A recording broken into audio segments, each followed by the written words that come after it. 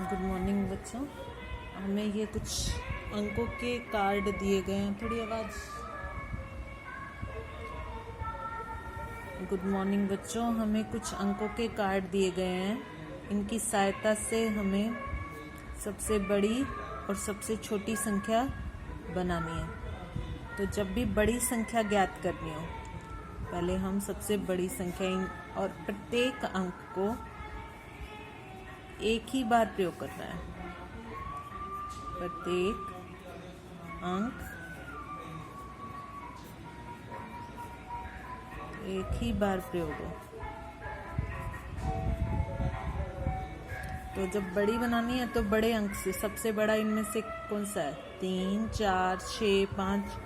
तो सबसे बड़ा क्या है? 6। फिर उससे छोटा 5, फिर उससे छोटा 4 और उससे छोटा 3। तो ये बड़ी संख्या बन गई। और जब छोटी संख्या बनानी है, इसी तरह से सबसे प्रत्येक अंक को एक बार यूज करते हुए, तो छोटी बनानी है तो छोटे से शुरू कर दो। 3, उसके बाद उससे बड़ा 4, फिर उससे बड़ा 5 और उससे बड़ा 6। तो जब बड़ी बनानी हो तो बड़े अंक से शुरू करो, जो सबसे बड़ी संख्या अंक दे रखा हो इनमें कार्ड्स में। और जब छोटी बनानी है तो सबसे छोटे से। इसी तरह एक और हल करेंगे हम। 9, 2, 1 और 4। ये 4 या 5 अंकों के कार्ड फिर से दिए गए हैं। तो बड़ी संख्या बनानी और छोटी संख्या, प्रत्येक अंक को एक ही बार प्रयोग करना है। बड़ी संख्या लिखेंगे हम ऐसे ही। तो बड़ी बनानी है तो बड़ा कौन सा है सबसे? 9।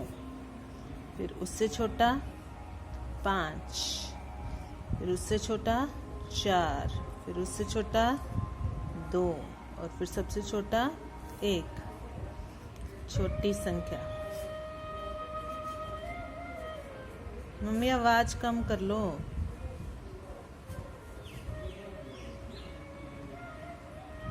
तो सबसे छोटे अंक से शुरू करो। सबसे छोटा क्या है? 1। फिर उससे बड़ा 2, फिर उससे बड़ा 4, फिर उससे बड़ा 5, फिर उससे बड़ा 9। ये हो गया बड़ी और छोटी संख्या बनाना। अब अगर हमें इन अंकों के अंदर एक 0 दे दिया जाए तो क्या करेंगे? बड़ी संख्या बनाना तो सरल है।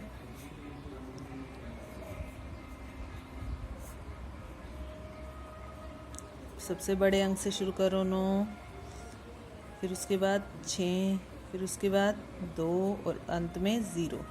पर छोटी संख्या जब बनाएंगे तो हमें क्या करना है?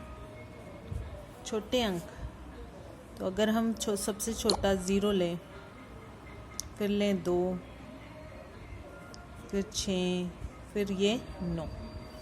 तो इसमें क्या हुआ? ये 4 अंकों की संख्या नहीं रही, ये 3 अंकों की बन गई। इकाई है, दहाई है, सैकड़ा है और हजार है। तो हजार का स्थान 0 है, मतलब खाली है। तो मतलब अगर किसी संख्या के शुरुआत में 0 है, आगे तो हम कितने भी 0 लगा लें, हजार है ही नहीं इसमें।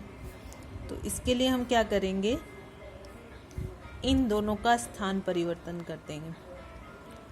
2, 0, 6, 9। अब इसमें हजार हो गए। 4 अंकों की संख्या है तो उसमें हजार भी होगा ना। तो ये हो गया 2069। तो अब इसमें हजार का स्थान भी हो गया, और नहीं तो इसमें हजार का स्थान नहीं था।